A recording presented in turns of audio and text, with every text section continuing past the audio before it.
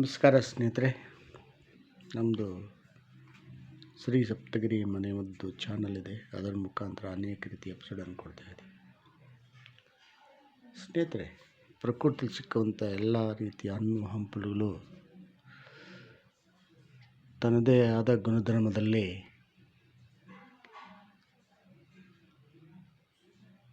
ಔಷಧಿಯನ್ನು ಅಡಕವಾಗಿಟ್ಕೊಂಡಿರ್ತವೆ. ಈ ಔಷಧಿ ನಮಗೆ ನ್ಯಾಚುರಲ್ ಆಗಿ ಸಿಗುವಂಥದ್ದು. ನೋಡಿ, ಇದು ಕಿತ್ತಳೆ ಹಣ್ಣನ್ನು ಸೇವನೆ ಮಾಡ್ತೀವಿ. ಮತ್ತೇನು ಮಾಡ್ತೀವಿ, ಆ ಕಿತ್ತಳೆ ಹಣ್ಣನ್ನು ಸೇವನೆ ಮಾಡಿದ ನಂತರ ಒಟ್ಟನ್ನು ಬಿಸಾಕ್ತೀವಿ, ಸಿಪ್ಪೆಯನ್ನು ಬಿಸಾಕ್ತೀವಿ.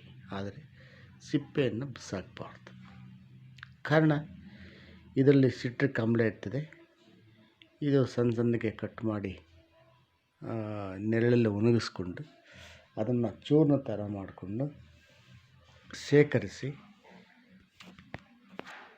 ಒಂದು ಸ್ಪೂನು ಈ ಚೂರ್ಣ, ಹಾಲು, ಸ್ವಲ್ಪ ಅರಿಶಿನ ಹಾಕಿ ಚೆನ್ನಾಗಿ ಕಲಸಿ ಮುಖಕ್ಕೆ ಅಪ್ಲೈ ಮಾಡೋದ್ರಿಂದ, ಅಂದರೆ ಲೇಪನ ಮಾಡೋದ್ರಿಂದ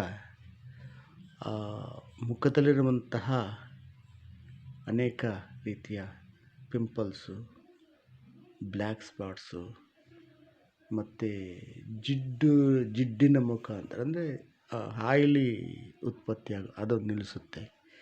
ಇತ್ಯಾದಿಗಳನ್ನು ನಿಲ್ಲಿಸುವ ಶಕ್ತಿ ಈ ಒಂದು ಸಿಪ್ಪೆಗಿದೆ. ಇದು ಯಾವುದೇ ಕಾರಣಕ್ಕೆ ಇದನ್ನು ಬಿಸಾಕಬಾರ್ದು.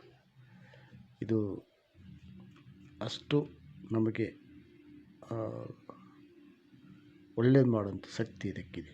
ಸ್ನೇಹಿತರೆ, ಈ ಒಂದು ಕಿತ್ತಳೆ ಹಣ್ಣು ಸಿಪ್ಪೆಯನ್ನು ಈ ಥರ ಮಾಡ್ಕೊಳ್ಳೋದ್ರಿಂದ ನಮಗೆ ಭಾರಿ ಒಳ್ಳೆಯದಾಗುತ್ತೆ. ನಮಸ್ಕಾರ. ಇದನ್ನು ನೋಡಿ ಲೈಕ್ ಮಾಡಿ, ಶೇರ್ ಮಾಡಿ, ಸಬ್ಸ್ಕ್ರೈಬ್ ಮಾಡಿ. ಎಲ್ರಿಗೂ ಹೋಗಲಿ, ಎಲ್ಲರೂ ಮಾಡಿ. ನಮಸ್ಕಾರ ಸ್ನೇಹಿತರೆ.